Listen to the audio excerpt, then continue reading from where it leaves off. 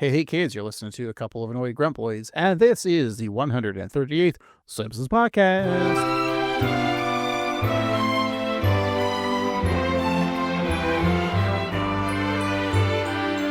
That's right, we're the Simpsons podcast that discusses the beloved animated series known as The Simpsons. We discuss seasons 11 and beyond, and the newest episodes when they air. Why do we do that way? Well, there's plenty of other podcasts that have discussed the Golden Age, that being seasons 1 through 10. And you know what? We've also reviewed all of season 11. So we're really more of a 12 and beyond podcast now. And I say we, because I'm just one annoyed grunt boy named Craig. With me, as always, is the other annoyed grunt boy, Steve. Hello, Craig. Coming in hot there, Steve. Hey, how's it going? It's good. It is good. Steve, how are your allergies doing? Spring is sprung. Yeah, I gotta say they're not bad. We have a tree in Oregon. That just one. Just the one. I believe it's called the linden tree, but it, among people that I know, has another name, and I don't like it not because of allergies, but it has a certain aroma to it that is very unpleasant to some. I mean, it's probably pleasant to others. Are you familiar with the linden tree? I am ashamed that I have no idea what the fuck you're talking about. Okay, so I don't know how to put this delicately. It smells like cum. How would you know what cum smells like? See, ages 12 through 42. Yeah, it's just around this time, it's a lovely tree and it has like little white petals and it's perfectly fine looking, but it just smells like jizz, and I don't know what that does for it in nature. If like other trees are like, hey, that tree fucks or what, but I don't know. This time of year, I'm just like, ugh, the cum tree. And like, I've talked to other people and they're familiar with it too, so it's not like just in my head. I mean, we have all the cherry blossoms on the waterfront, and that's cherry blossom season right now. So that's all I'm familiar with our local trees. But of course, they're not local. They were given us to by Japan, which they gave some more to us the other day at the White House. Nice for the Prime Minister to be so nice about that and not being a... Never mind, we're not a political podcast. Yeah. No surprises. Right. But it's weird. As a child, I had so many allergies. But as an adult, I feel like they're gone. I don't know what happened. Maybe it's all the plastics I've ingested over time that just maybe eliminated all the allergens that I'm supposed to be having.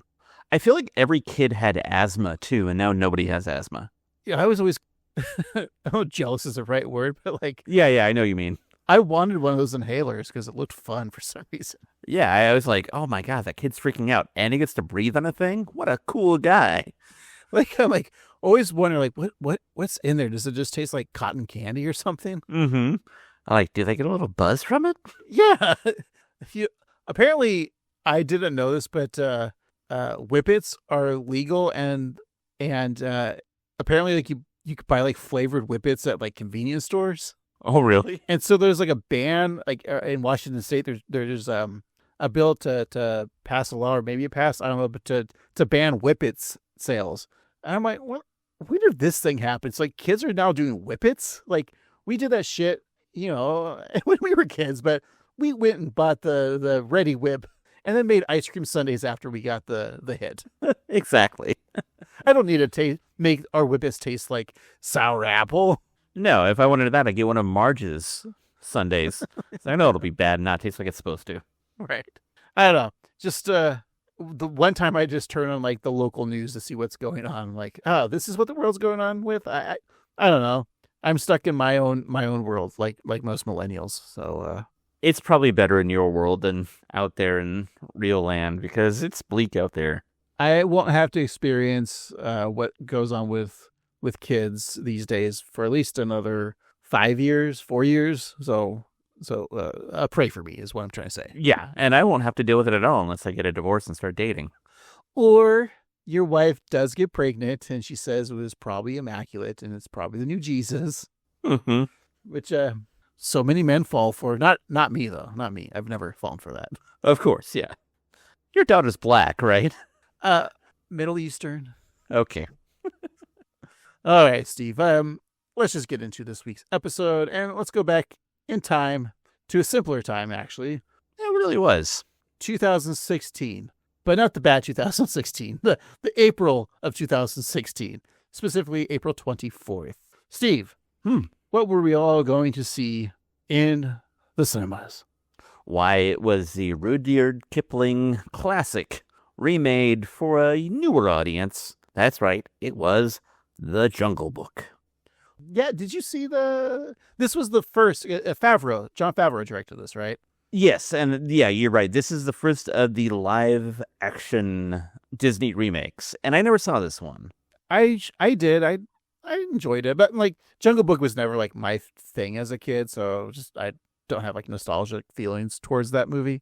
But yeah, I remember as Bill Murray was Baloo, Scarlett Johansson was, what's a 3-letter word for a snake from a Disney film, Steve? I'm trying to do a crossword real quick. Try Ka. Oh, that's who she played. Ka, all right. And we got some other 138 Simpsons All-Stars. We have Ben Kingsley and Idris Elba from Iron Man 3 and Thor. And we have Giancarlo Esposito from Maximum Overdrive. Wow. He was in it. Wow. Yeah, this was like, I remember like good reviews and it was enjoyable and fun. And then Disney's like, hey, this made a lot of money. Let's just take every cartoon we ever made and make it live action. And now like you get so behind on a lot of these animated to live actions. I like look on my Disney Plus all the time. I'm like, oh, they remade that, because I still kind of want to watch them.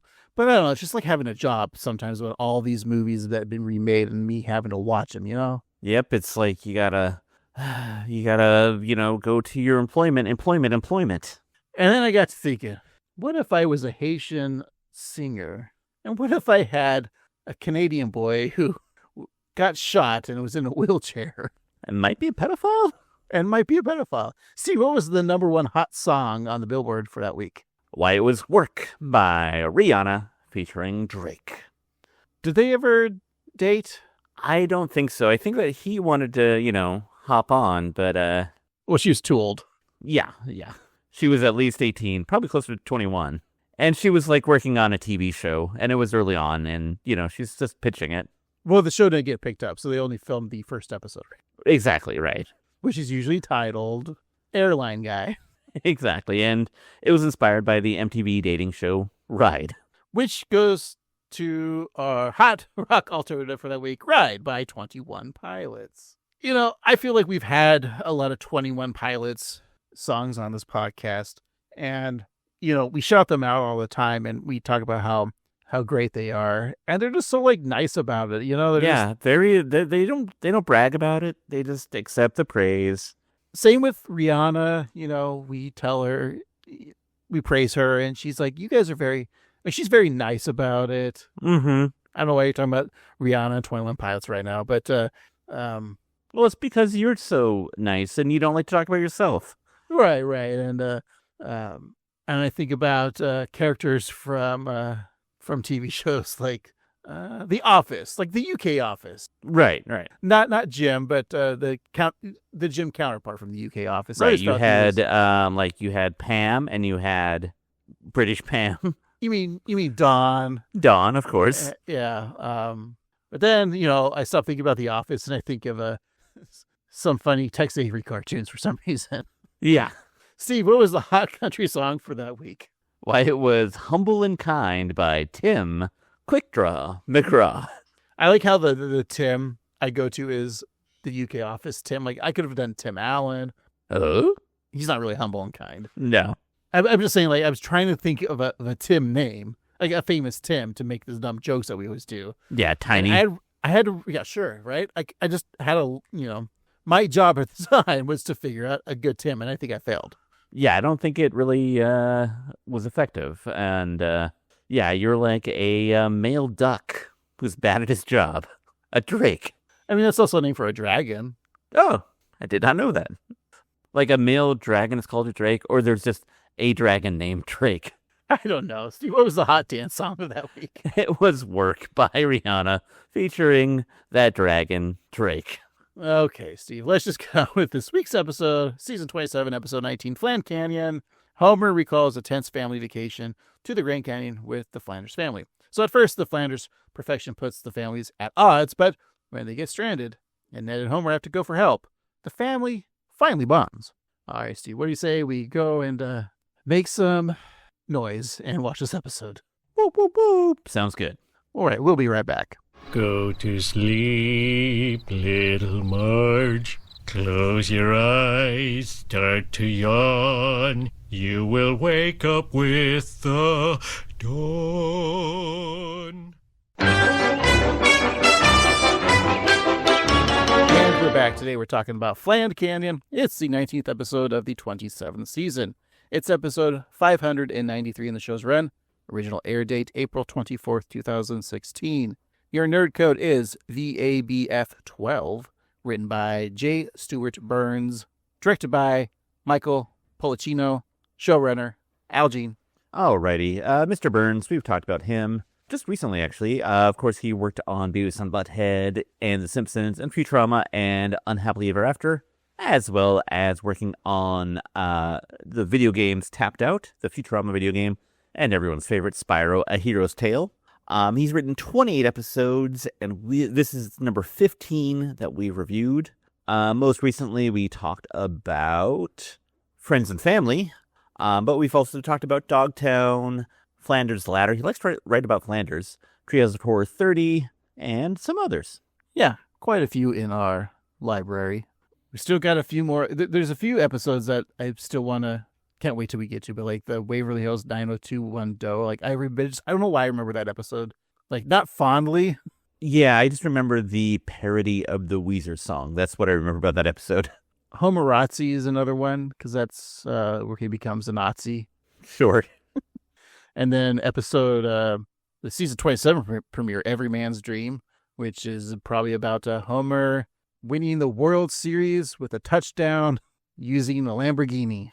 That is every man's dream.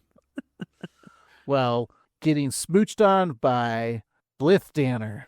Whoa, it's getting a little hot in here. Whew. Maybe he even has an ice cream cone on the side. Yes, with Jimmy's and sprinkles. Wow, living a good life. And you get a VCR TV combo. Ooh. And the only two tapes are Air Force One and The Fugitive. Nice. And Regarding Henry. And the one where he's an Amish guy. Oh, yeah. Yeah, that one. Witness, right? Is that Witness? Yeah, that's Witness, yeah. It's funny, the only 4 Harrison Ford movies we can think of. Has he ever done anything else besides those? Oh, 6 Days, 7 Nights with Anne Heche. Yes. May she rest in peace. What about that one where he's with... Josh Hartnett? Yeah, wasn't that... that was filmed in Portland, Oregon. Yeah, that's right. I have a memory of that because I interrupted the set of that one day. They were filming downtown, like on the waterfront, and I was an avid runner at the time. And apparently it was like they would try to block in the sets, and I wasn't part of the extras or something like that, because I just remember like running in through the set, and they were mad. Like, I don't know if they were mad. I could hear like a cut type of noise. Crap. Yeah. It's Craig. Yeah. And I was like... Oh, wait, is that just Harrison Ford? Yeah, that was just Harrison. It's funny, I think of all the movies that they filmed in Portland, they've all been shit. Yeah. I mean, like, I'm Drugstore Cowboy, but that was an indie flick. But like Gus Van Sant, but he wasn't known at that time. That doesn't count. I remember in the late 80s, early 90s, Madonna filmed a movie here, and my dad said, it's filmed in Portland, it's probably going to be shit. And that movie was called Evita. Yes. Which, coincidentally enough, is my dad's favorite Madonna movie. All right, Steve, I don't know how we got to this point, but, I think when you get to the point where we've talked about Stewart Burns 15 times, that's just like, ramble on, think about something else to say. I'm sure J. Stewart Burns loves us. Yes. Maybe if you write another Spyro game, I'll have something to talk about. I hope your wife's Spyro game didn't get flooded in the horrible floods that are going on in her home state of Hawaii. I think it's okay because it's in here safe in Portland because she plays it annually, weirdly enough. It's about due, actually. All right, Steve. Do we have a title gag? We do, and it's Ralph Wiggum, and he's wearing a Charlie Brown-style striped shirt, and he's floating by in the air holding a kite that says, "Take that, kite-eating tree." How do you feel about Charlie Brown-coded Ralph? Like, Ralph like Charlie Brown is a sad sack of a character, whereas Ralph is so happy-go-lucky, like even if something bad happens to him. Yeah, it's a good point. I feel like Milhouse would be a better Charlie Brown analog. I mean, Bart could have a bad day and be Charlie Brown, but yeah, Ralph doesn't really work for me. Don't you think it should be Lisa Simpson as the Charlie Brown character? That's good because they're both too smart for their own good, and that makes them a little world-weary because, yeah, yeah, I think you're right. And maybe Santa's little helper is not her Snoopy. Her Snoopy is Snowball. Ooh, yeah. And, well, then who's Santa's little helper's Woodstock? I mean, Snowball's Woodstock. There was a lot of snowballing at Woodstock, I think. I would imagine so, those hippies. Anyways, we have a billboard gag, Steven. It's Mayor Quimby standing next to several silhouettes of women looking for assistance as the text reads, they must be pretty and a soft slapper. No dudes. I feel like that's not really the best equal opportunity hiring practices because, hard slappers need jobs too. And dudes. Yeah, we dudes need jobs. Blow jobs. I don't want to be that kind of show. We do have, though, a billboard gag in which Bart writes, Dad swears he'll get his taxes in soon. And, here we are in the middle of March, so you got plenty of time and, maybe don't even do it if the government's not working for you anymore. Like, government, you're just not working for me. Let me do my own thing. Yeah, it's not me, it's you. I want to not do that anymore. Steve, it sounds like you're doing the opening monologue to Saturday Night Live, UK. Yes, that big hit that I watched the monologue of and I really get to eventually, probably. We have a couch gag, Steve. It was created by Disney animator Eric Goldberg. So Maggie turns into a 1920s era Minnie Mouse, Lisa as Cinderella, Marge as Snow White, Homer as Baloo, and Bart as the Sorcerer's Apprentice, Mickey Mouse, from Fantasia, read in a huge, crusty comics book. It's really creative. Like, I feel like they always do. Like, they always credit the couch gag. It was not jarring, but just like seeing that couch gag created by Eric Goldberg in the TV set. Like, I feel like, yeah. Do we see that a lot? Like, when other... I don't think so. I think that this is kind of like when it started to be a trend, like, because we saw it too recently with the 8-bit kind of video game opening. And I think that this one's significant because this was in 2016, and of course the Disney merger officially happened in 2017. And so the news was probably buzzing about this, so this is probably a little cheeky, like, reference to that. Right. All right. Well, that is fun. I liked it. Can we just create our own couch gag and hopefully Disney and Simpsons see it and then we'll be credited? I like it, yeah. All right. We'll just do it with... What if they sit on the couch and then the couch falls backwards through the wall? How are we creating that? Oh, yeah. Like, we don't know how to animate. I'm saying, like, what can we do creatively in our real lives? How about this? How about we take the seasons 1 through 10 DVD set, because that's the golden age, and we pull our hogs out, or hammers, and we piss on them, because they're the golden age episodes. Oh. We give them a golden shower. Okay. What do you think? Is that a good couch gag? I mean, I don't know exactly how it is precisely a couch gag, but I like where the idea is flowing. Like, oh, flowing. Good. Yeah. I think what we need to do is take our hammers, put them through the DVD holes. I could get 2 of mine through one of the holes. And then do something with that. I don't know. We'll drop Bart the Simpsons on our All right. See, this is getting too graphic. Okay. Let's just begin the episode.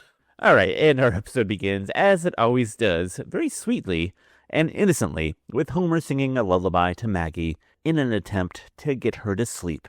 Calling her Little Marge, Homer tells his youngest to close her eyes, start to yawn, and holding the note as he says that she'll wake up with the dawn.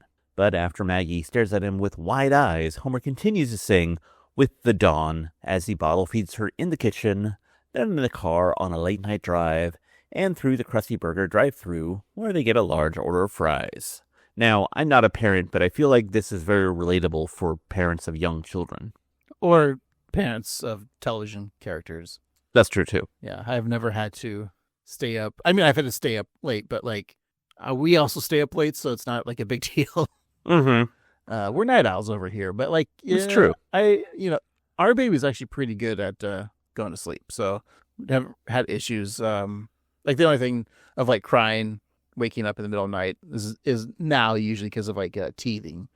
And we also put like the boogeyman in the closet and under the bed because that's what you're supposed to do as a parent. You got to do it. It's tough but fair. But no, like the reading the story, yeah, this is just I read stories but not to bed. I think there's a certain age, like especially I think Maggie's like too young right now. This is my complaint. But Maggie's always a little bit older, smarter than most babies, I guess. It's true. Yeah. I mean, my child does have like favorite books where she'll just come up and just like throw the book at us. Like, read this. John Grisham's Yeah. That's the Firm. She's always like, read me Atlas Shrugged. Uh-oh. Yeah. Your daughter's going to be an asshole.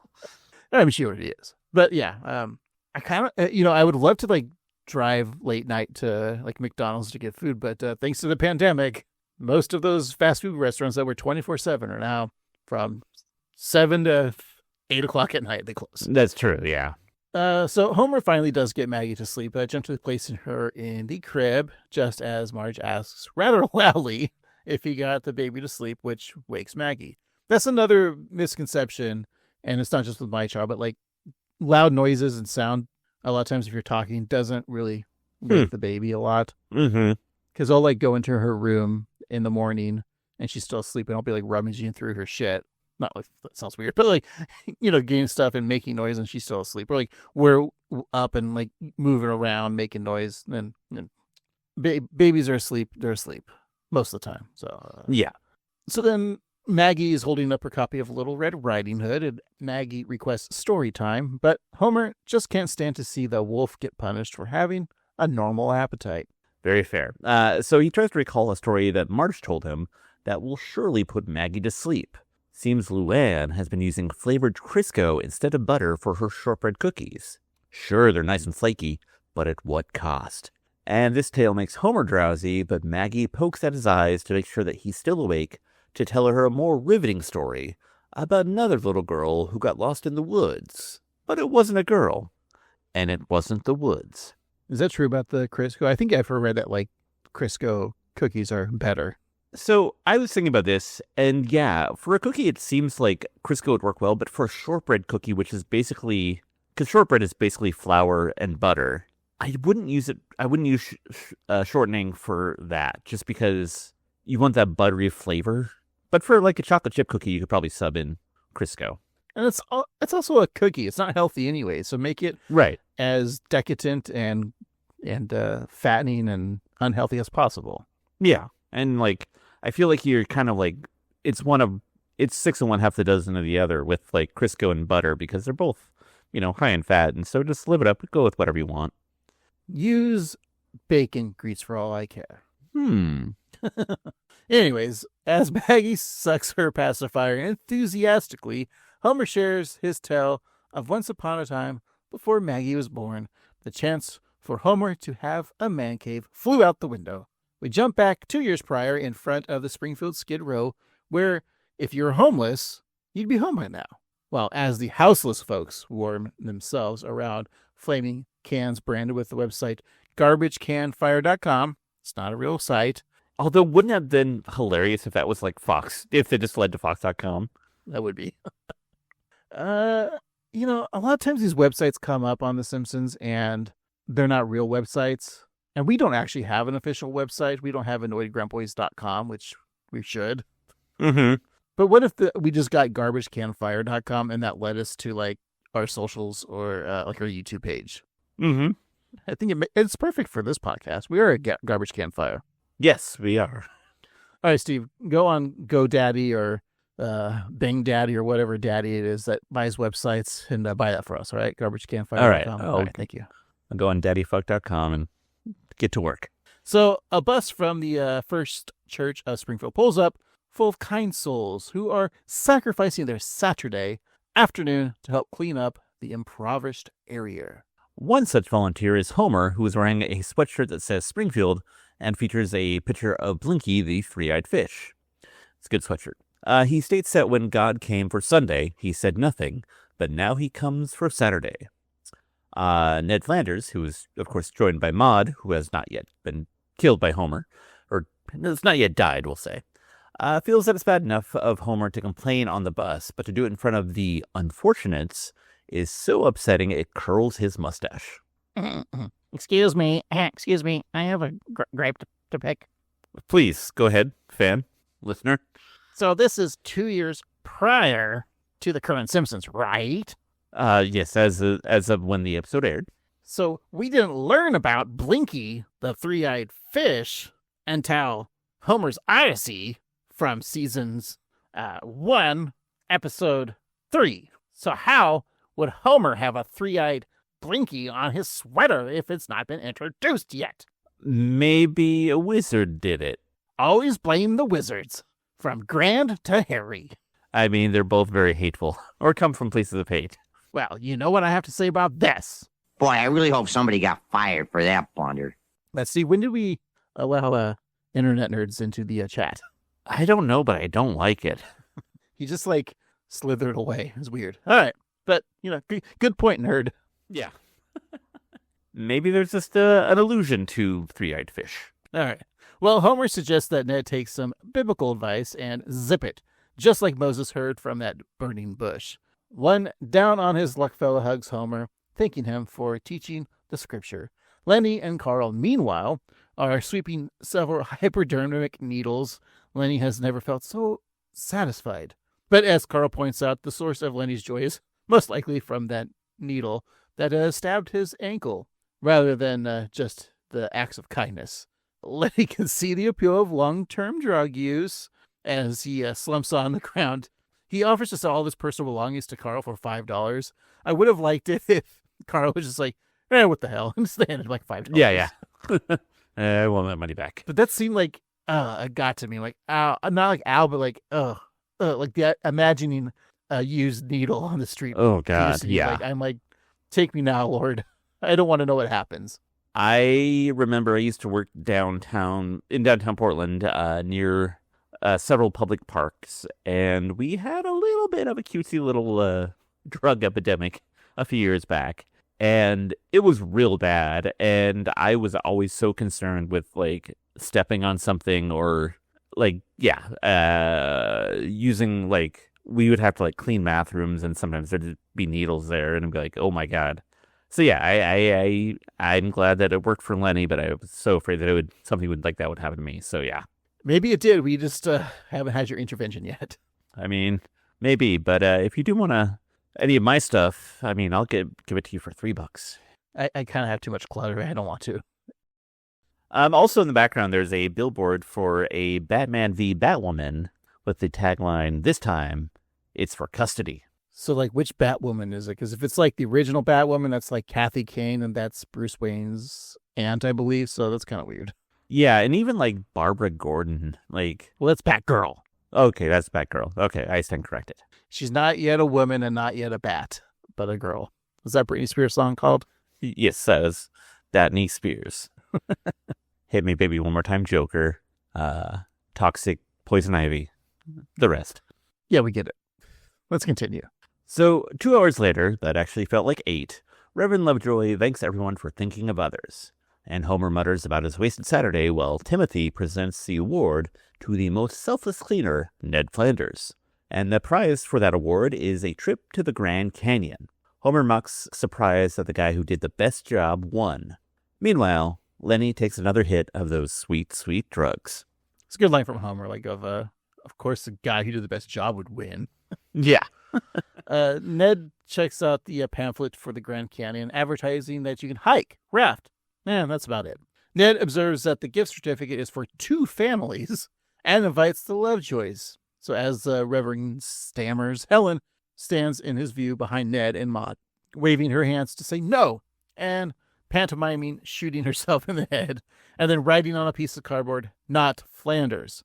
So, seeing his wife's communication, Reverend Lovejoy knows of the perfect family to join the Flanderses on their trip. Oh, of course, we'd love to join you, but I've noticed that you and Homer haven't been the friendliest neighborinos, if you get my diddly. Well, Ned, I think the Lord would want you to take the Simpsons on this trip. Our Lord? Yes, our Lord. For would it not indeed be glorious if in visiting a natural chasm two quarrelsome neighbors would bridge the chasm of their own discord? Well, I guess if Job could accept his burdens, In America, it's pronounced job, Flanders. we can settle it when we're zipped up together in a sleeping bag. Welcome aboard. Oh, we'd love to go, but is it such a good idea to travel with another family? It's fun. We travel with the Hibberts all the time. We ran into you once in Cincinnati. And we had dinner. We slid our tables together. We were in a booth we could not get out of. Like how he slides the window shut, but then that's for reason to Kirk to not talk to him. Yeah. I also like to imagine that when they're in Cincinnati, Kirk had some Skyline chili because, yep. Skyline chili it's the spaghetti. Have you ever made your own like have you ever made like Skyline chili? Just, having a bowl of spaghetti noodles, chili, and 20 pounds of shredded cheddar cheese on your spaghetti. Yes, like when you say make, I haven't like made chili, but I've had like a can of chili on spaghetti with too much cheese. It's fine. Like it's not offensive. It's just it is what it is. Like it's not amazing, but it's not bad. Have you? That has to be like your entire caloric intake for the day, right? Yes, I think so. Because it's heavy and it's like a gut bomb, but it's comforting, I guess. Yeah, I've never like been to Cincinnati for that chili, but I've done that before. Like I'll make usually a lot of times like after like a big meat roast and there's meat left over, then the next day that becomes a chili. And then a lot of times that chili, I'm like, you know what? We're doing spaghetti chili. And that's just a fun way to eat chili. I'm a big baked potato chili guy. That's what I like. Yeah, I prefer that more. But, this is just like on the rare occasion, I suppose. Mm-hmm.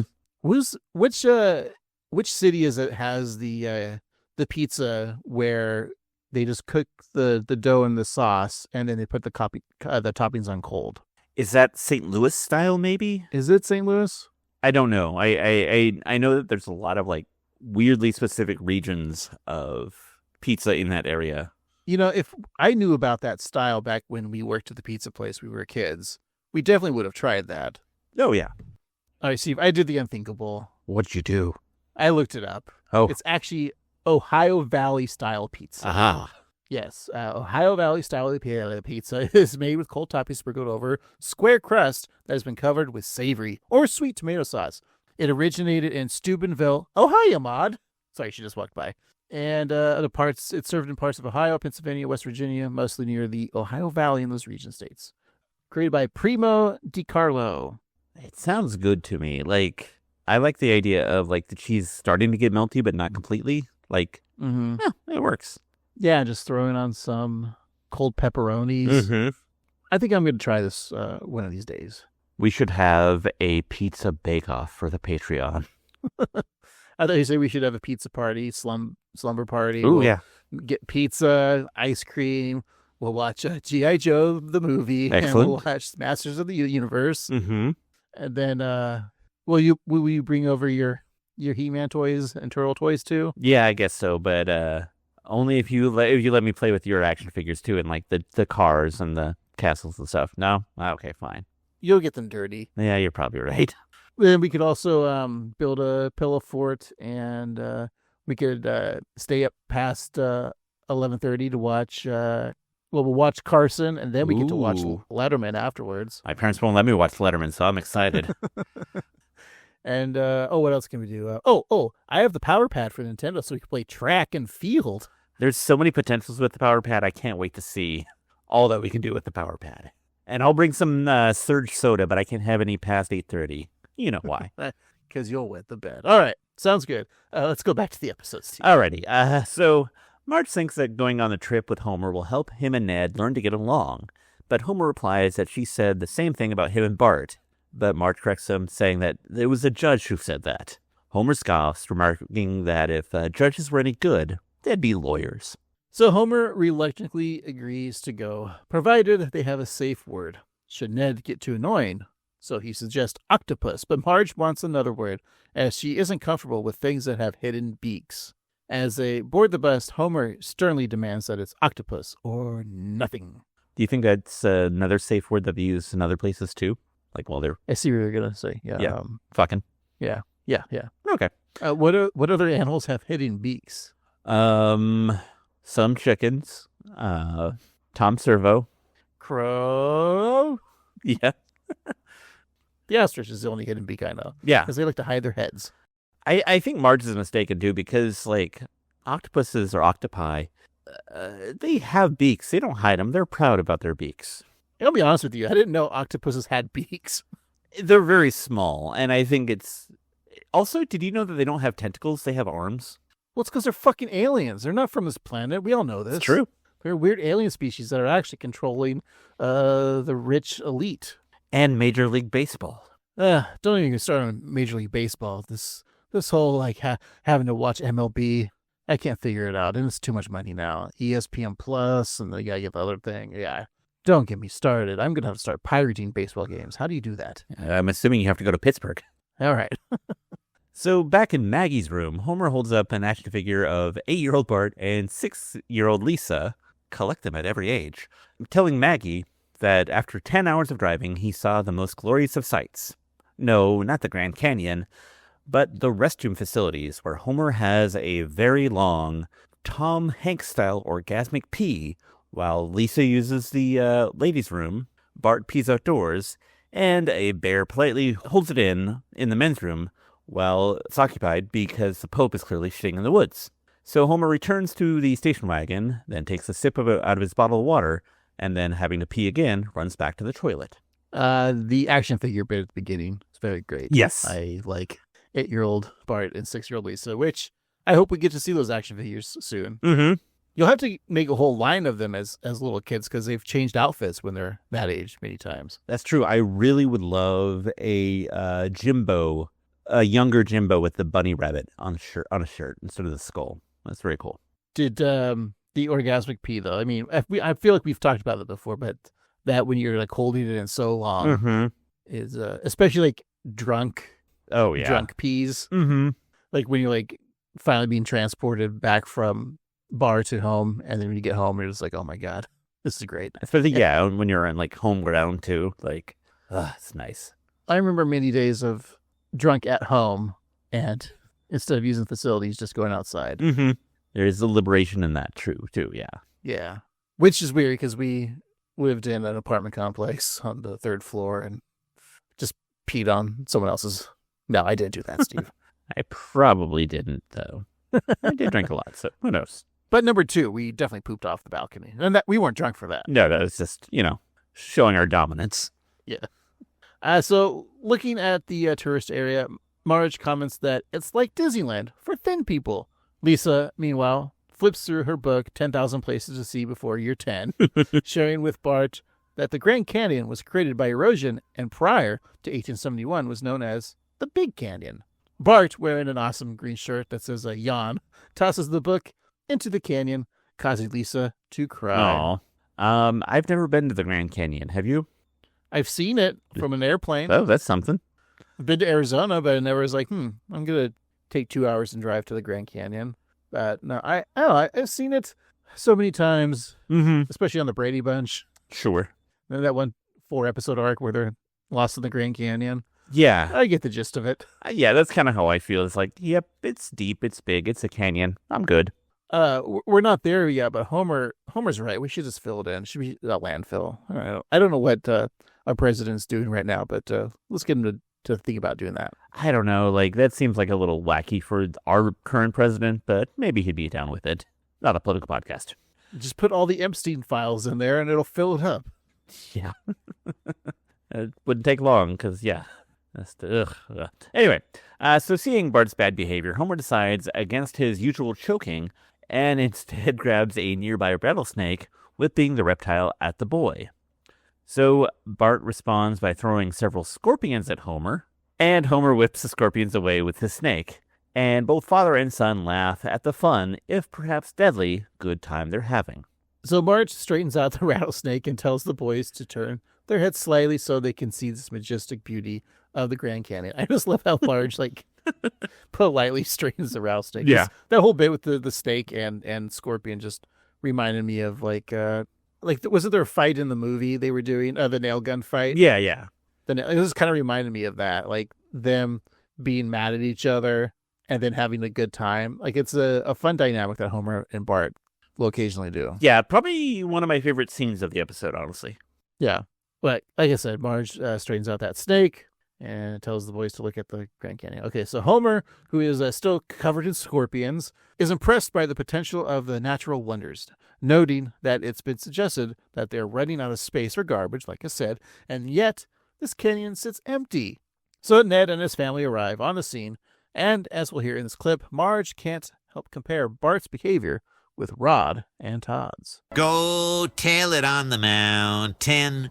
Over the hills and everywhere. Go tell it on the mountain That Jesus Christ is born. Born. Go tell it on the mountain. Octopus. A vacation with Flanders? It's like telling you a bedtime story without a beer.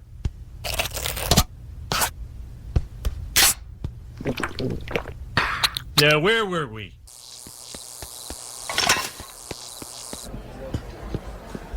Thank you, ma'am. Thank you.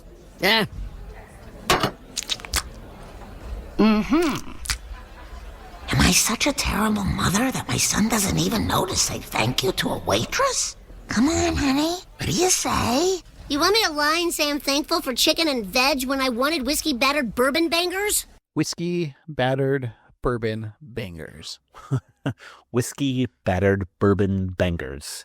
Like, that's on an Applebee's menu, right? Yes. Yeah. I'm just trying to figure out what they are. So they're sausages, right? Yeah, probably. Because like bangers and mash. Do you think they're like breaded and deep fried with then barbecue sauce on them? I think so, because they're battered. So I think there's probably like a whiskey batter. And then I feel like, you know how like some hot dogs have like cheese in the middle? These have bourbon in the middle. I would assume it's a bourbon barbecue sauce. Yeah. Okay, so let's make these. Yeah, that sounds kind of good. Yeah. We could probably easily make, like, if we don't have to make the barbecue sauce, because there probably is like a bourbon maple barbecue sauce on the store shelf right now. Yeah. So just use that, batter up some nice, here's a fun one. I was at the store and Johnsonville is selling Dr. Pepper infused sausages. Interesting. And I purchased them. And yes, you get that hint of Dr. Pepper. And I have nothing weird about that because I've used Dr. Pepper as a component for many sauces. It's great for pulled pork. Sure. So it's not a weird thing, but they were pretty good sausage. They were totally fine. So I would take those sausages and then make the bites with that. So we'll have to get on that. I like it. Yeah, I think we should definitely do that. So I've always said, thank you to people that service. Thank you for our service to wait staff. Bringing the menu or seating us, bringing the drinks, water, and food. I always say thank you.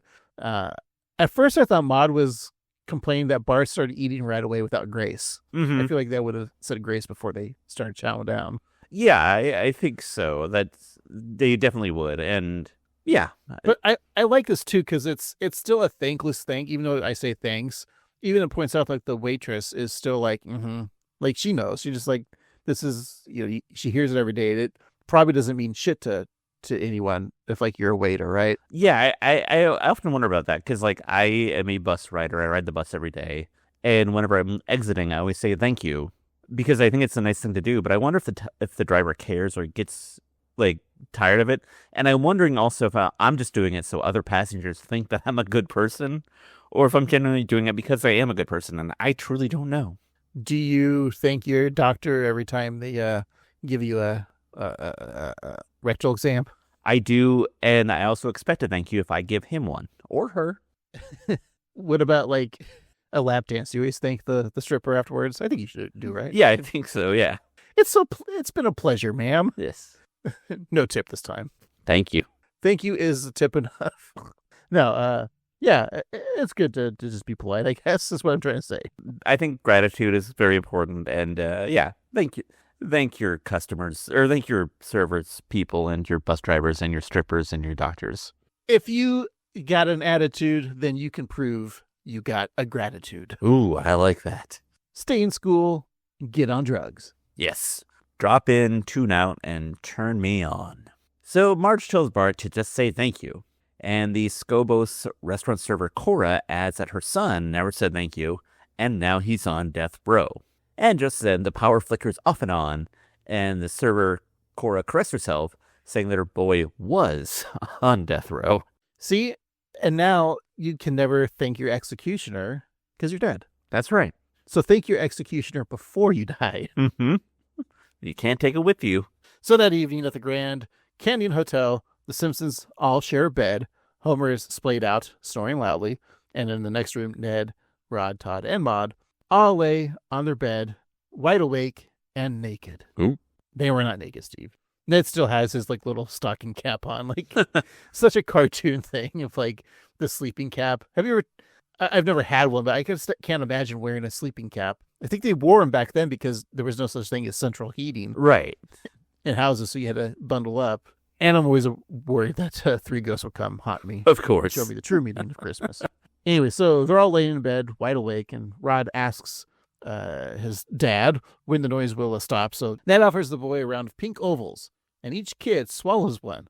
But Steve, those weren't actually like melatonin pills or whatever. It was earplugs. Oh. Even like Ned was like, those are earplugs. It's like, my kids are dumb. Yeah. Come on. But also, Ned, why are you offering two? You should have had four. Like, Exactly. Are they going to each have one? yeah.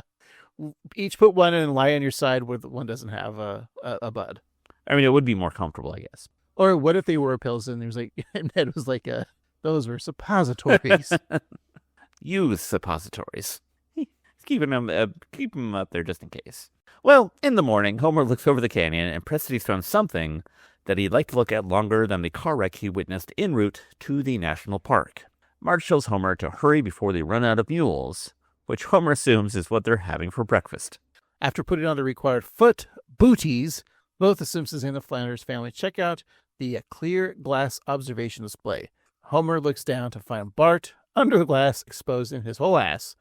Asking if Homer is enjoying the moon view, Homer replies by putting his own shorts down and rubbing his bare ass on the glass, showing off his whole asshole to his asshole son.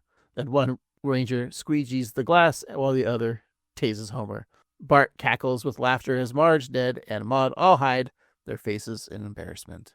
Have you ever been on like a glass bridge or whatever? Yeah, I feel like I have been, but I didn't see any buttholes. I remember we went on, there was like a glass bridge in Sacramento or north of Sacramento, somewhere in California. Anyways, that was like Riverside. And we stopped there and it was like, okay, there it is. But it wasn't like what you would expect because you could still see like, the glass was like foggy and dirty. Yeah. So you couldn't really see. It just looked like, all right, there's some fogged over plexiglass. I guess I can kind of see the river below.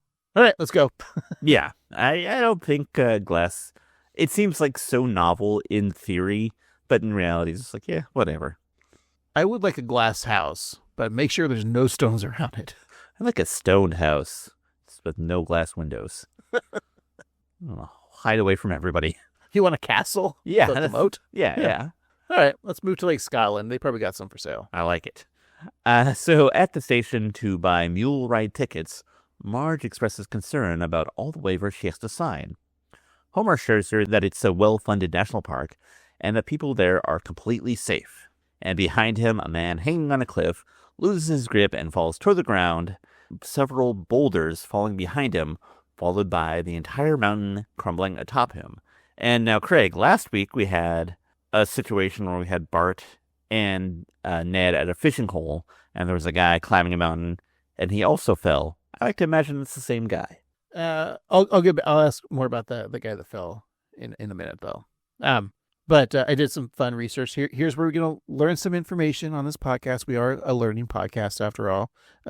According to the internet, between 10 to 15 people each year die at the Grand Canyon. That's good to know. 10 to 15 people. Not all at once, though. It's spread out through the year. It's about one a month. That's reasonable, I think. It's probably still more than shark attacks and probably less than vending machines. Yes, that tracks, yeah. At the mule rental station, the employee questions whether Homer is actually 180 like he said in his paperwork, which is funny because I think that's what it says on my license. I'm clearly more than that. Homer says that that's his blood pressure. Oh, I should check my blood pressure. The guy tries to find the perfect mule for Homer, but upon seeing him, the mules bray in fear and run away. One opting for the conveniently located glue factory, the guy calls for El Gordo. And once Homer finally has a beast of burden beneath him, he can finally enjoy the beauty of nature. This has got to be the most beautiful thing we've ever stole from the Indians. What is that? A billionaire's retreat? Yeah, the heads of America's most powerful media companies have come to enjoy nature. Put up the cell phone tower! I said I wanted a Tom Cruise type, not Tom Cruise. Burn down the cell phone tower! I can't stand rich people. Can I name my mule? We prefer you don't. Is there a name for this trail? I'm sure there is. Is this a fun job? Not at the moment. Do you count as a grown-up? My parents don't think so. You're grown-up to me. Thanks. Here, have a piece of the canyon. Are you sure it's okay? Hey, it only makes the canyon grander. I don't know where your son gets it, Marge. I'm only gonna say this once, but I think you're a little checked out. Checked out. Checked out. Checked out. Checked out. Checked out. Checked out. Checked out. Checked out. And then we got to the store, and I'm like, oh, no, I forgot the wallet. Steve. Huh? Steve, I feel like you're a little checked out. Checked out. Checked out. Checked out. Yeah, those stores, man, I tell you, they do sell things. I do like Lisa in that clip, though. Just being a kid and, like, asking too many questions, and the guy being as patient as he could be. Also, because she's only 6 years old at this time. That's true, yeah. And I love how sweet she is to him. She's like, well, you're an adult to me. No. And he was just, like, happy about that. Yeah.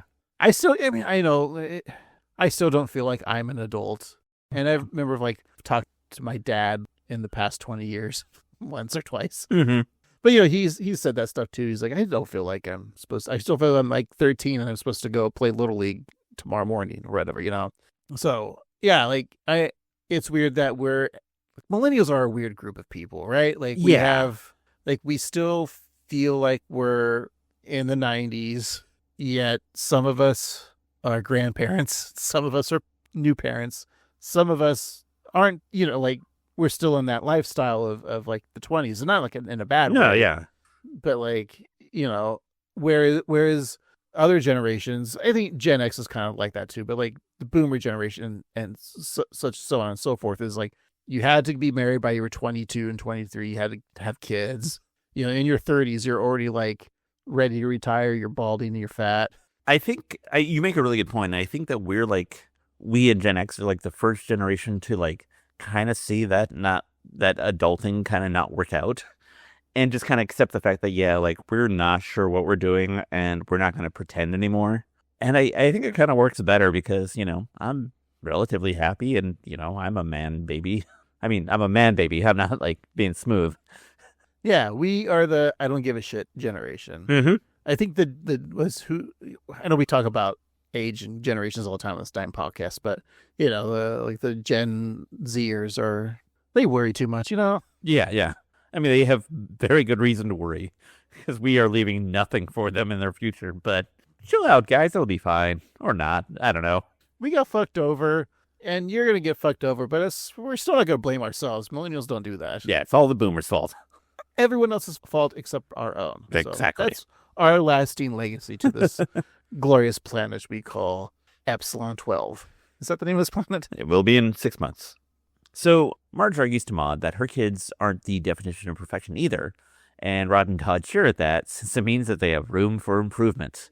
Again, I don't mean to keep on bringing up last week's episode, but like there's another joke where they're talking about Rod and Todd's behavior, and they start sweeping up the woods. So yeah, they think that about improving quietly. So while Marge stews, Homer mocks Ned's mustache, saying that it must smell pretty bad. And Ned asks him not to rip on his lip strip. and he catches a whiff of a nearby candle and some shoe polish. And those familiar smells can mean just one thing. They're close to a church. A Catholic church, if Ned's nose is correct. So the Flanders attend a service at Iglesia del Gran Canon. While the Simpsons wait outside, Ned and family emerge from the church in their Sunday best. So they brought their Sunday best with them? Mm-hmm. All right. Just in case. Saying that while it was a little popish for their taste, they did come for adventure. Homer feels that Ned sees spirituality in everything, and frankly, Ned agrees. Geez, Flanders, you find God in everything. God is in everything. He's omnipresent. You mean if I check into the Omni Hotel right now, he's there? As a matter of fact, he is. Then from now on, we're staying at the Hyatt Regency. You're banned there, Dad. Not as Hogwarts Swanson. I love this country. Are you sure this is safe? Totally. You're with State Farm, right? Where's our guide? Where's the trail? That scene where the trail hand just like falls off the cliff, like Yeah. so unceremoniously. Yeah, he just kind of dips out. Just like, yeah, not like ah. It's the end of that chapter. So remind me about that guy and the other guy. So what I'm just trying to say is I'll probably forget when we get there, but when they escape the Grand Canyon, we later see a helicopter pulling up a body that seems to still be alive. Is it this guy or the guy from the original that fell off the cliff that you said? That's a really good point. I'm going to say it's the climbing guy. I was going to say it's the guide because... I mean, I guess he would have better practice at surviving, and he does have, I'm assuming, insurance, probably from State Farm. That's yeah, you hear like about the donkeys that fall off all the time in the Grand Canyon. I don't know. It doesn't sound like although I imagine those trails that they were on that were really narrow, I don't think they're going to be sending families on those trails that are narrow like that. Yeah, it seems to be dangerous for two families of four to do that. And again, we both never been to the Grand Canyon, but do you feel like there would be like some sort of railing system? Maybe. I don't know. Maybe not. A rope, something. Yeah, a rope, silly string, something. A sign that says "Do not enter," so that the donkeys know not to enter there. Yeah, some caution donkey crossing, so they know where to cross the street. Yeah. What a bunch of jackasses. God. So, as vultures and drones circle overhead in Homer's story, Maggie is fast asleep in her crib.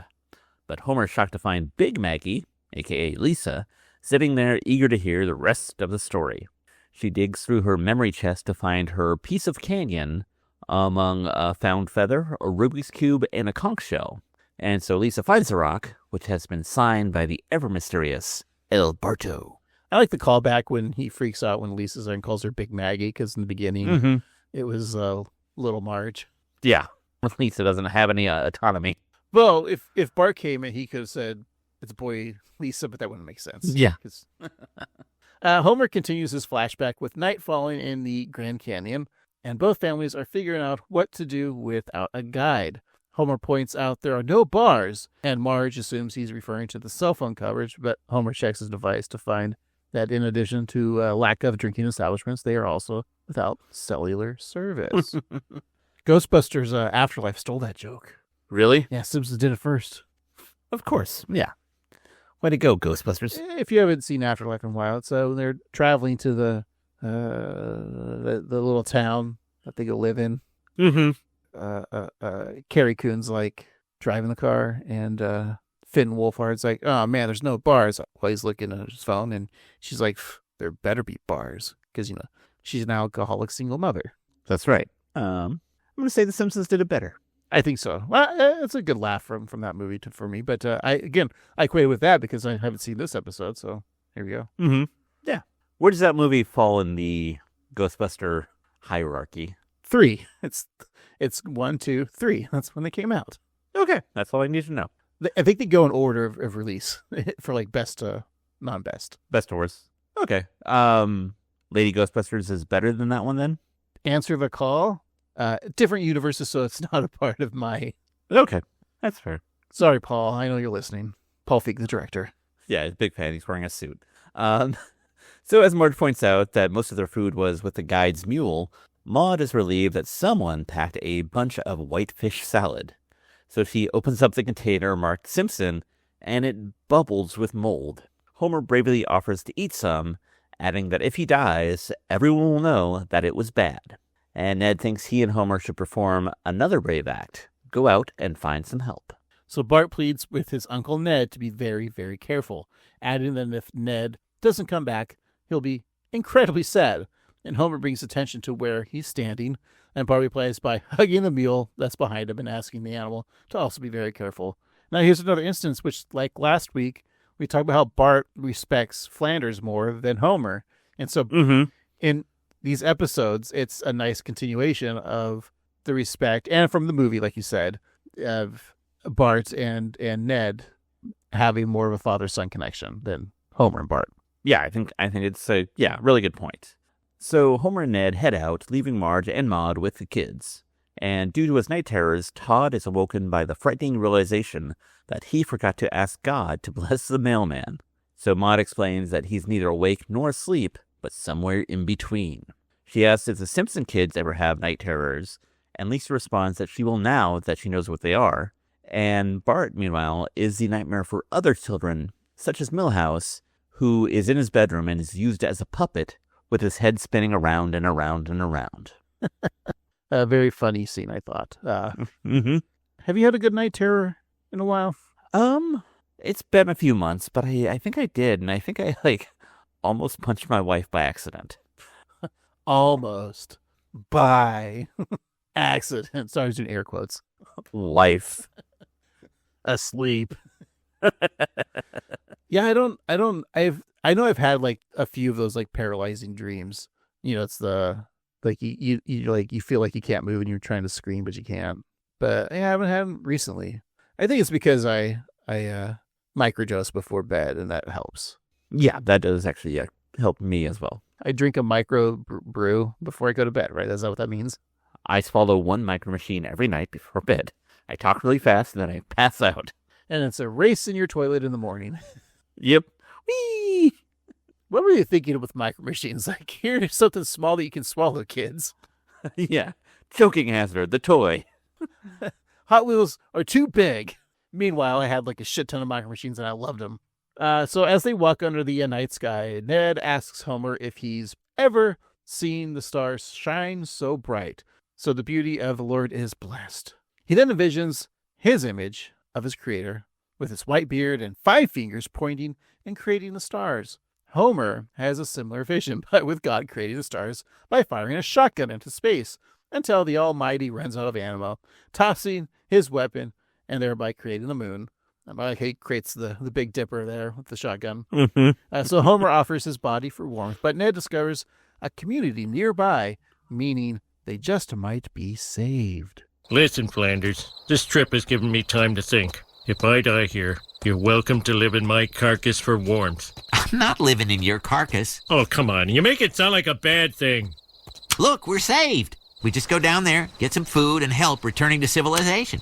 Attention, people talking. Unless you are here to dispose of our poop, we will start shooting in 5 minutes.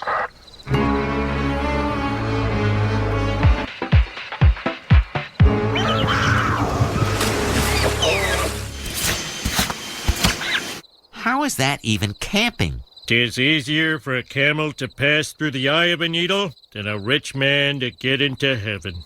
Sometimes I just don't get it. What I'm saying is the eye of the needle is very small, and a camel... No, I mean down there. They have everything we need to survive, but they won't share. Maybe if I look through these binoculars one more time, I'll see something better. Before you started this episode, at any point in your mind did you think, I hope this episode is going to be about class warfare? I had no idea. Yeah. The underlining message of this episode is the rich are rich and don't distribute their wealth. Right, and that seems to be the biggest takeaway from this episode. Never would have expected it from this. No.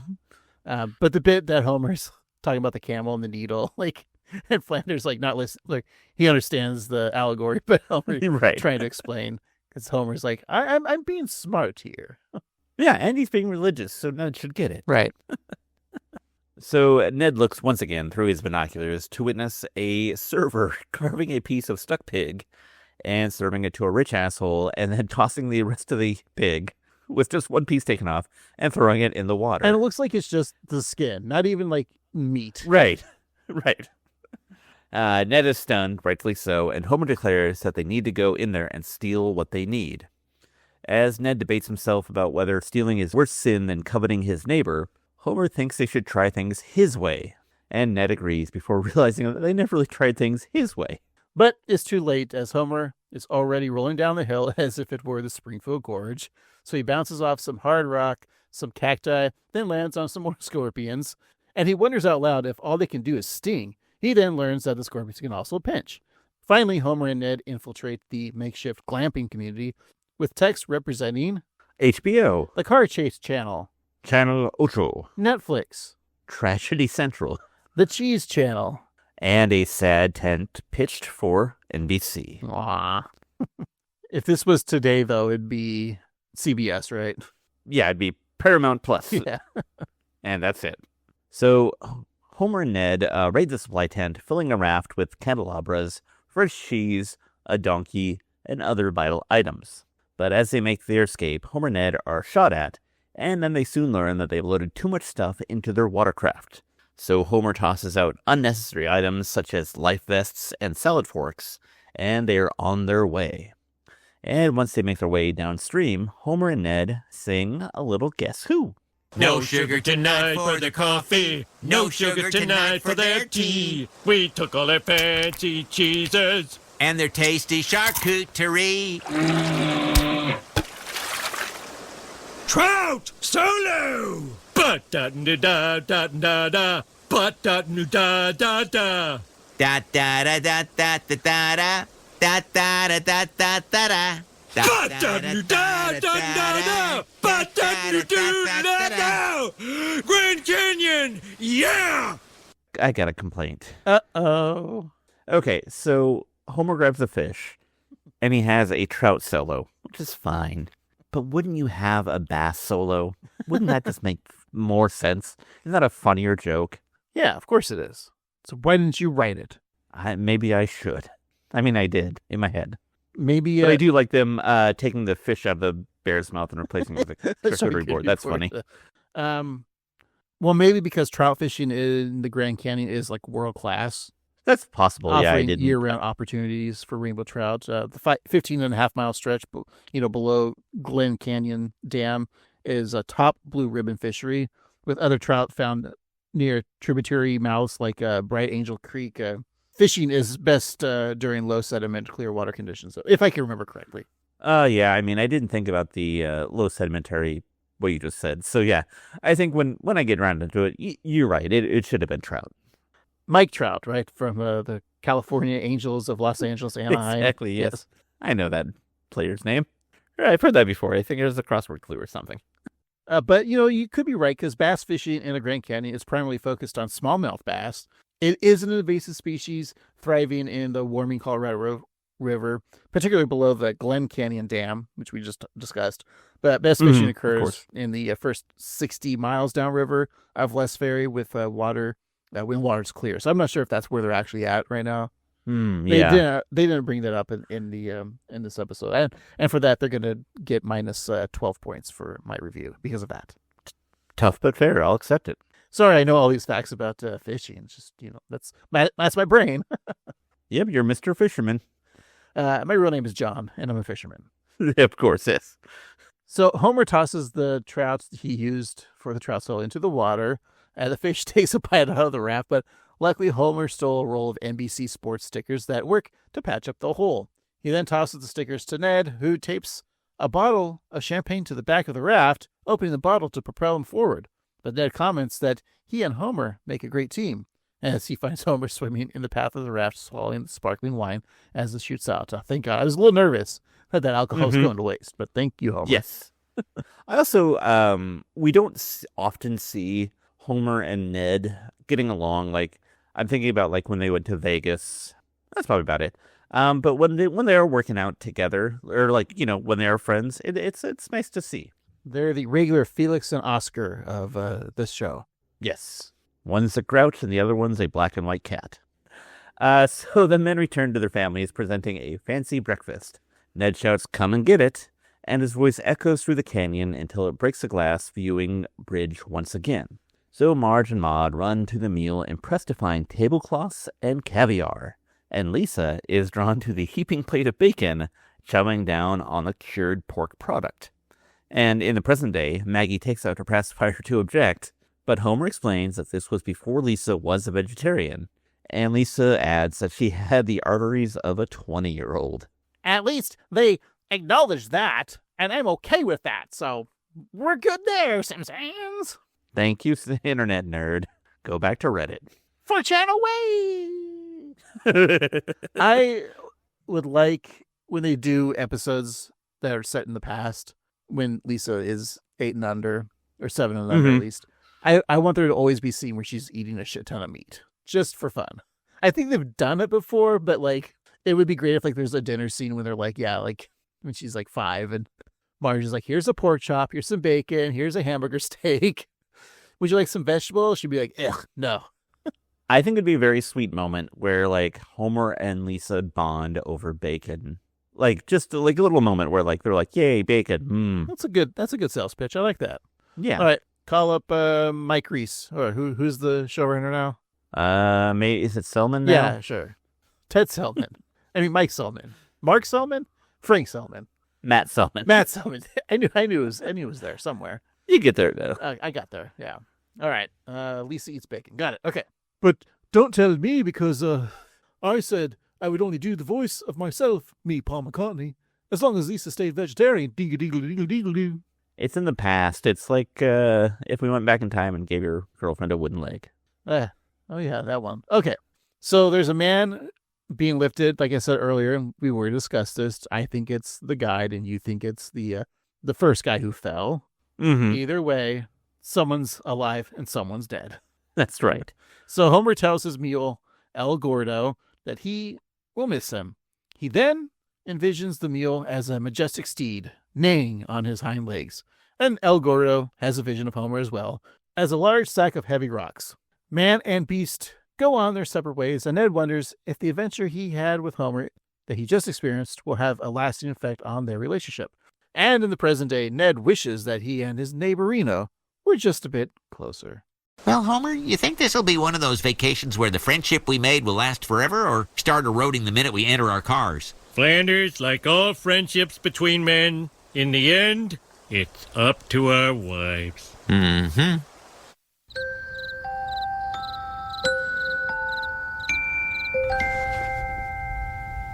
That was a nice story, Homer. You know, sometimes I wish this Grand Canyon between us wasn't so large. The offer still stands. You can live in my carcass. There's room in my legs for the boys. Maybe we could just store old clothes in you. I'd like that. And you know what, Flanders? I think we owe you guys a trip. I love Homer offering his dead body, much like the Tauntaun in Empire Strikes Back, to Ned. Mm-hmm. Yeah. If that's not love, then what is? It's heartwarming. All right. I make bad joke, you make bad joke. All right. So we see postcards for Yosemite, or Yosemite, as our great leader calls it, Paris, Miami Beach, and Tahiti. And then the camera zooms out to show that Ned and Homer are paying a visit to the Springfield Postcard Museum. Great reveal. Somewhere Ned always wanted to go. He then wonders if they happen to sell postcards in the gift shop, and an employee close by quickly answers that they don't. And that's our episode. All right, Steve, let's go ahead and ponder this episode and come back. All right, sounds good. All right, we'll be right back.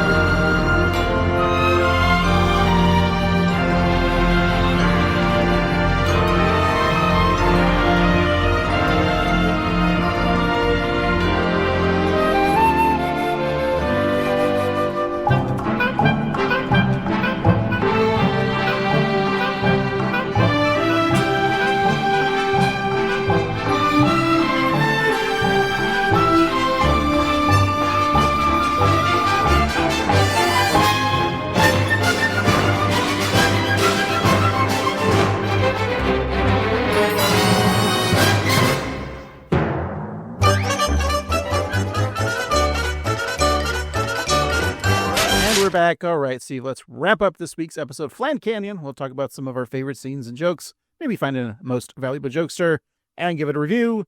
Find out what we're watching next week. But before all of that, Steve, we'd like to scour this 22 minutes to find items that could be packaged and given to our co-host. Gifts, as some would call them. Yes. Steve, I think this is going to be a nice surprise for you. Because there's a mixture of edibles and wearables and dirigibles. You got me a blimp? No, I got you a mule, for one. Yeah. So you can travel around with that. Also, I know you said it was pretty cool in the episode, but Bart's shirt, the green shirt that he wears that says yawn, I think you deserve that. Thank you. You know, a lot of people don't. This is behind the scenes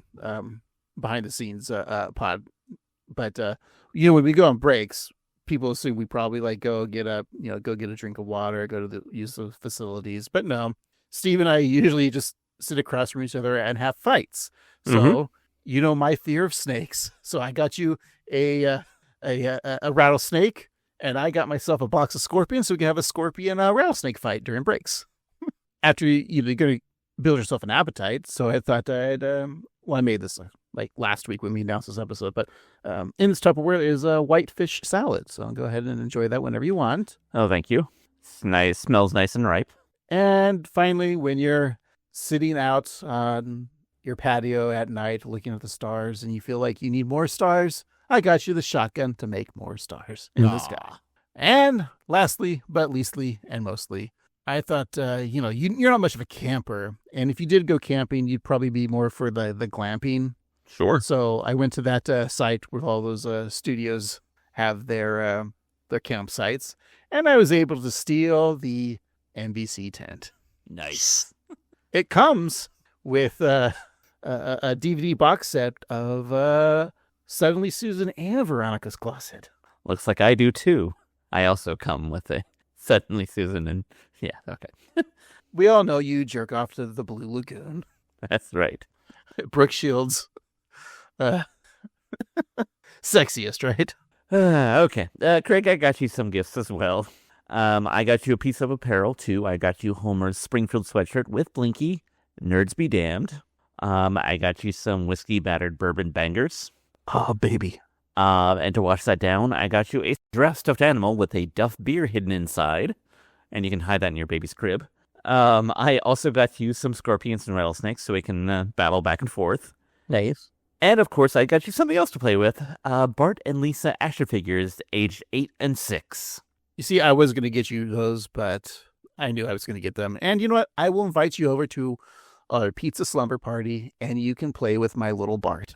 Haha, nice. And you can play with my little Lisa. Is that what we're calling it now? Yes, but don't you dare touch my Mackie. It's very sensitive. That's only for your proctologist. Exactly. All right. Steve, what the fuck made you laugh in this episode? MBJ and all around. Give me a review. Yeah. I think I got to give my MBJ to Homer.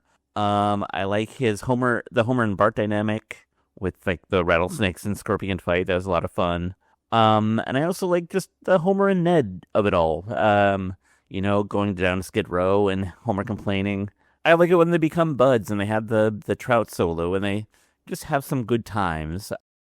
The Homer and Ned dynamic is a lot of fun, and I think that's what really made the episode work for me, as well as, like you mentioned, the commentary on class warfare and Homer's hatred of the rich. He could have easily been gay, it's TV, but no, he's just like, these rich people suck, and they do at the time. So yeah, what didn't work for me is kind of the Bart, Maude, Marge kind of B-plot where Maude is shaming Marge for the way that she's raising Bart.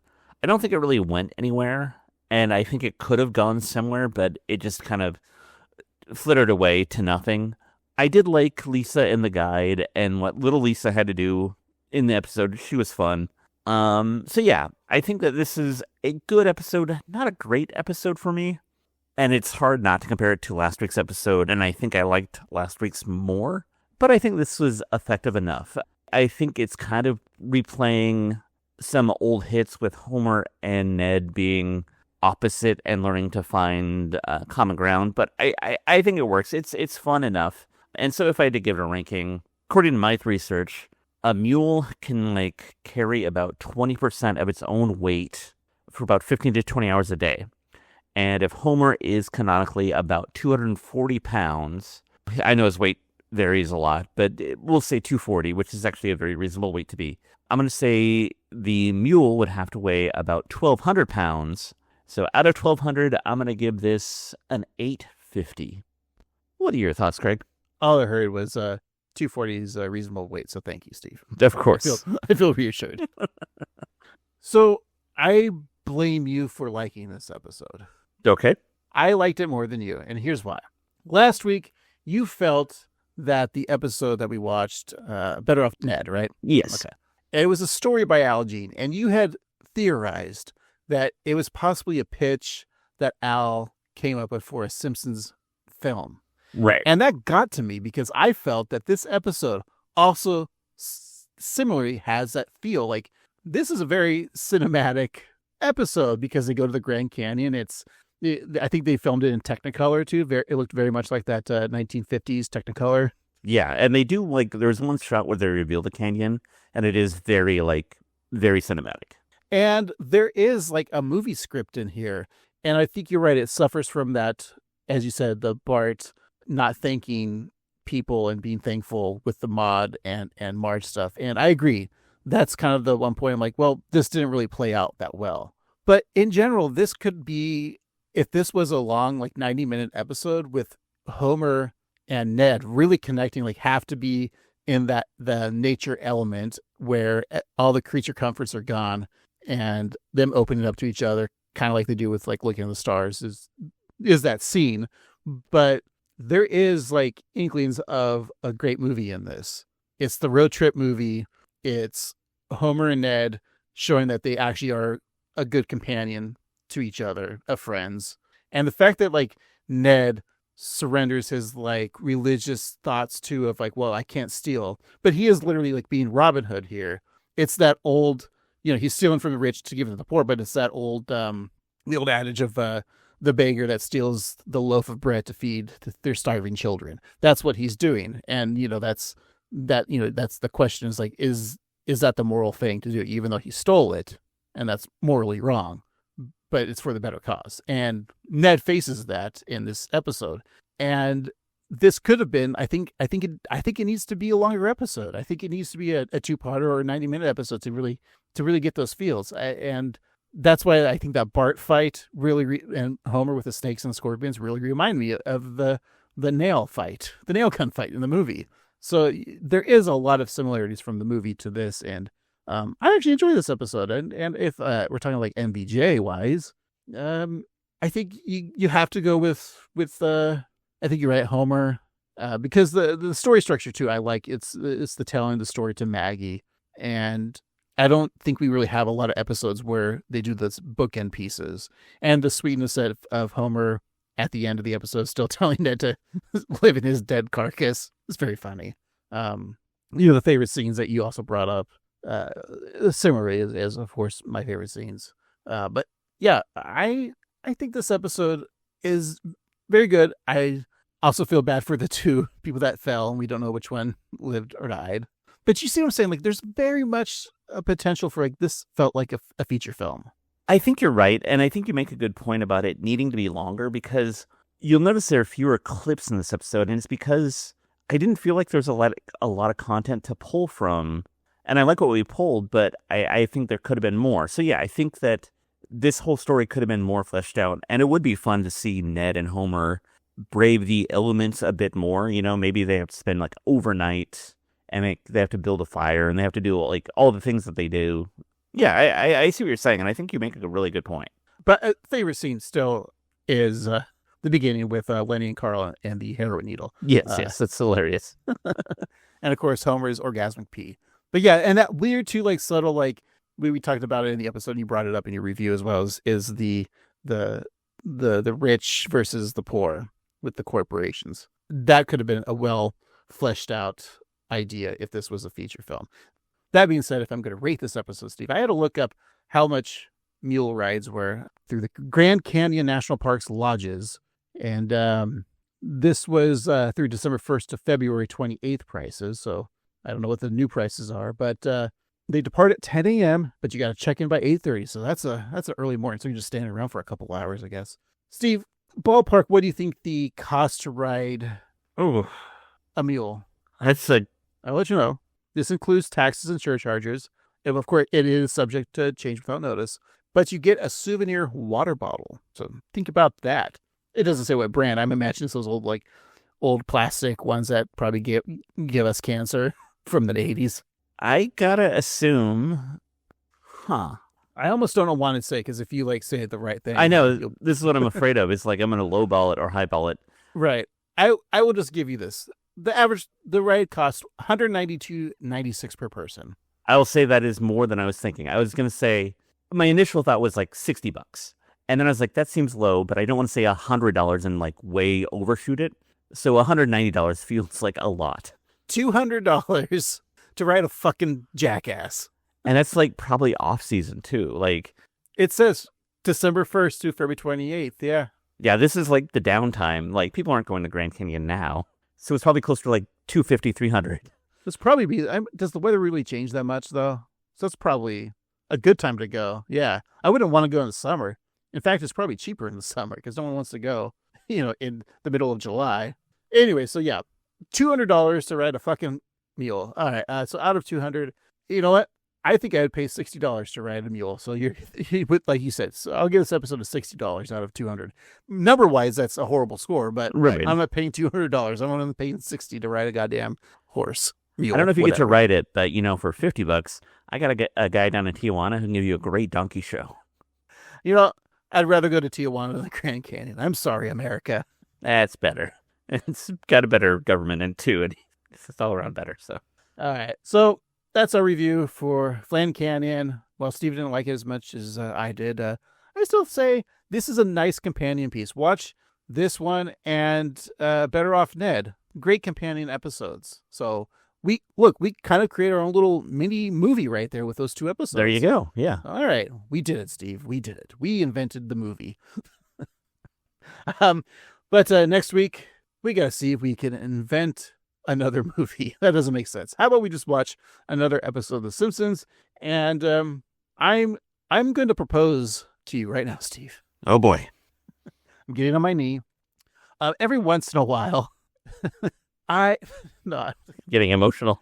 Yeah, sorry. Every once in a while, when I look at the episode number that we are recording, this week is 371. We've done a lot of episodes, at least 371. Mm-hmm. And just for S's and G's, that means shrimps and grits, S's and G's. Yum. I like to see what episode would we be talking about had it been we started this podcast from episode 1, season 1, and went in order. So I'm like, hey, what is the 372nd, which will be next week's episode? And what would that be of The Simpsons? And Steve, what did you know? It's season 17, episode 16. So if we were staying on track for all these years, we would be already at season 17. Crazy, right? That's amazing. But unfortunately, we already reviewed that episode. It's called $1 Million Abie. Steve, that was our second episode we ever recorded. Yes. And we've talked about this before. First few dozen episodes of most podcasts aren't great. It's true. And, the goal was to complete this entire run of The Simpsons from 11 and beyond and have and then continue eventually to the new episodes, which would take years if we ever got there. But even on our YouTube page, the first 10 episodes aren't up on YouTube because quality wise, at the time when we released them, we were getting, some listeners, and it just was an experiment every week. Can we maintain this? And then of course, we get better equipment, technology gets better, and those episodes just, fall to the wayside. We don't encourage listeners to go back and listen to those. In fact, it might be hard to find our second episode. Yeah, and we were still figuring things out, and, we were trying. The first episode, we did eventually redoing that maybe a year ago, maybe less than a year ago. It's been a while, but perfectly fine. Our first episode we ever did was Dial In for Nerder, and we redid it, and I'm happy with the redo product rather than the original episode. So, Steve, at this time of the year, in the year 2026, I thought, hey, it just became spring. We're done with winter. Spring is sprung. And you know what we have to do in our own lives? We have to do spring cleaning. It's very true. So I am proposing to you that we begin the spring cleaning of the 138th Simpsons podcast. And I say for this quarter of the year, the spring of it, we spring clean this podcast and we go back and review the original 10 of this podcast. I like this idea. I think it's a really good opportunity to make better, do better at what we do best. If that makes sense. But no, I have a horrible memory, and a lot of the episodes that we reviewed early in the days, I have very poor recollection of. So I'm excited to revisit them. And, I feel like we know what we're doing a little bit more now, and we can actually talk about it in a more coherent fashion. So I'm excited to see what we think about these early episodes, and I'm excited to check them out. All right, then it's settled. So for the next, let's say 9 weeks, we're redoing the first, well, not the first episode, but the first 9. Well, we've already done the one. So episodes 2 through 10 is what I'm trying to say. Yes. I'm sure you can find out online what the first 10 were, but we're just going to keep it chill. I'm sure Wheel of Random, who's kind of a dick right now, will be okay with it. So we're going to watch $1 Million Abie, Season 17, Episode 16, written by Tim Long, original air date April 2nd, 2006. Following a failed suicide attempt, Grandpa gets a new outlook on life and decides to become Springfield's very own matador at the town's new bullfighting arena. Now, Steve. Yes. You've seen this episode, right? I think so, yes. Okay. Do you actually have any recollections of $1 Million Abie? I remember disliking it. That's I remember when we talked about it, it really soured me on Grandpa episodes for a while. And so, like, anytime we'd watch a Grandpa episode, I'd be a little apprehensive about it. So I'm curious to see how my perception has changed, and maybe I'll like it more. Yeah, that's the same way. I remember we weren't even called the Annoyed Grunt Boys then, but I was already, for our second episode, Annoyed Grunt Boy. Yeah, excited to come back to this episode. So I hope our fans are okay with us doing this. This is I'd say is it a passion project for us? Sure, why not? Yeah, I think so. I will just be happy that we'll have better recordings of reviews. All right. Well, until then, thanks for listening, everybody. And hey, you know what? If you want to let us know really how you feel, maybe we'll change it. You just have to do that by going to our Instagram or YouTube at 138simpsons. Leave us a comment or just email us at 138simpsons@gmail.com. And hey, if you're so kind, go to your favorite podcatching app, leave us 5 stars or the equivalent. But you don't need to write a real review. Just tell us what you would steal from the tents of a network glamping camping website. Or place, not website. And hey, please sign up for our Patreon, patreon.com/AnnoyedGruntBoys. Each week you get a bonus episode. Sometimes it'll be an old episode of The Simpsons from seasons 1 through 10. That's fun. Sometimes it'll be an Eye Off Springfield where we discuss another television show. Or it's us going to the cinema. Not actually going to the cinema, but us reviewing a movie. And our other podcast, just called The Annoyed Grunt Boys, where Steve and I like to let it all hang out, I guess is what we call it. And this week is an Annoyed Grunt Boys podcast, or this coming week. So, yeah, have fun with that, folks. Thanks for signing up. Please do. It's only $5 a month. Yes, and hey, if you want to be cool and dress cool like us, go to tpublic.com/user/AnnoyedGruntBoys and get yourself some Annoyed Grunt Boy swag. All right, for this week, I've been Annoyed Grunt Boy Craig. And I've been Annoyed Grunt Boy Steve. And remember, octopus. Unless you're here to dispose of our poop, we will start shooting in 5 minutes.